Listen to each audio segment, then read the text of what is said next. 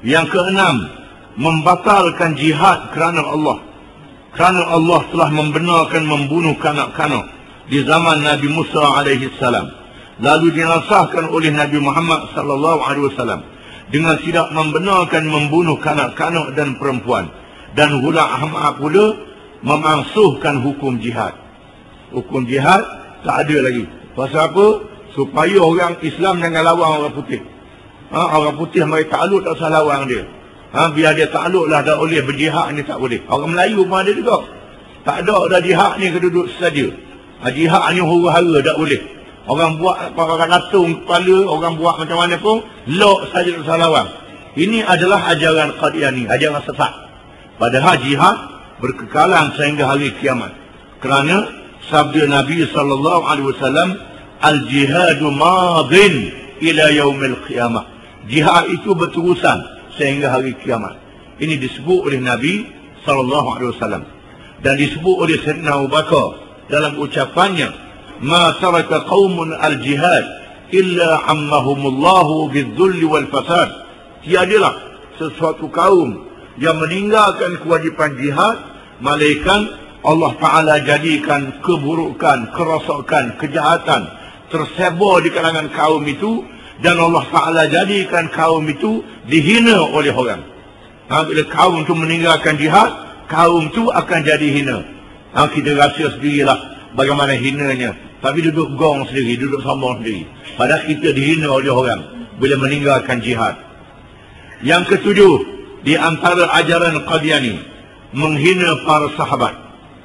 Dan Al-Hasan dan Al-Husain, cucu kesayangan Rasulullah sallallahu alaihi wasallam. Dia pernah berkata, di dalam poket aku ini ada 100 Husain, dan mendakwa dirinya lebih baik daripada Abu Bakar, Umar, Uthman, Ali dan para sahabat yang lain radhiyallahu anhum. Ini di antara kesombongan dan takabur dia.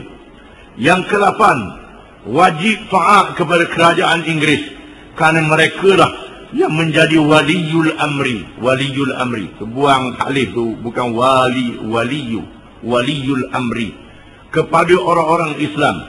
Dan wajiblah memberi wala, kesetiaan kepada mereka. Kerana taat berwaliul amri ini wajib. Sebab dia pun jadi kerajaan, kena taat.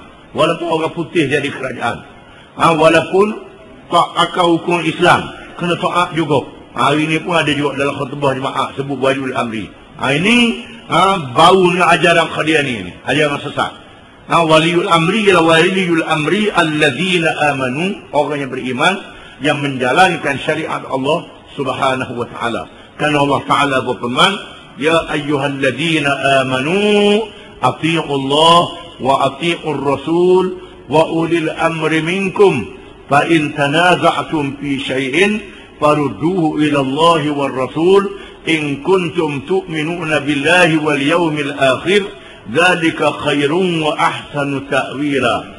Maksudnya, wahai orang-orang yang beriman, taatilah kamu akan Allah dan taatilah kamu akan Rasul dan waliyul amri daripada kamu, yakni daripada orang yang beriman.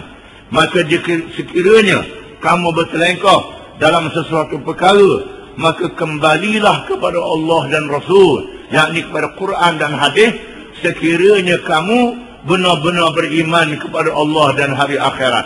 Itulah dia penyelesaian yang sebaik-baiknya. Ayat ini mengikat waliul amri itu dengan waliul amri kepada orang yang beriman, dan mengikat bahawa orang yang beriman itu beriman kepada Allah dan Rasul, Quran dan hadis, beriman kepada hari akhirat. Kalau sekiranya tidak mengembalikan masalah kepada Quran dan hadis, maka tak beriman kepada Allah dan hari akhirat. Ini diterangkan dalam ayat ini, terang, jelas dan nyata. Tak boleh nak tipu lagi. Yang ke-9, tidak membenarkan pengikutnya bersembahyang dan berkahwin dengan umat Islam. Tetapi sembelihan orang-orang Islam boleh dimakan, seperti sembelihan ahli kitab. Ini di antara ajaran dia.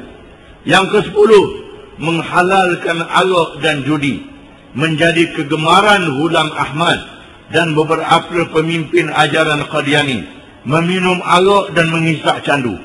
Ini ajaran dia. Minum arak isap sandu.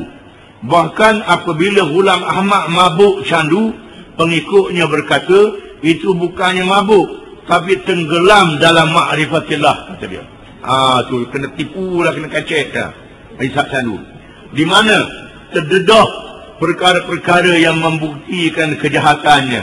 Di antaranya ialah satu, pihak kerajaan Inggeris memberi imbuhan yang besar berjumlah beratus ribu pound untuk sara hidupnya. Wallahu alam. Ini kita baca kemudian.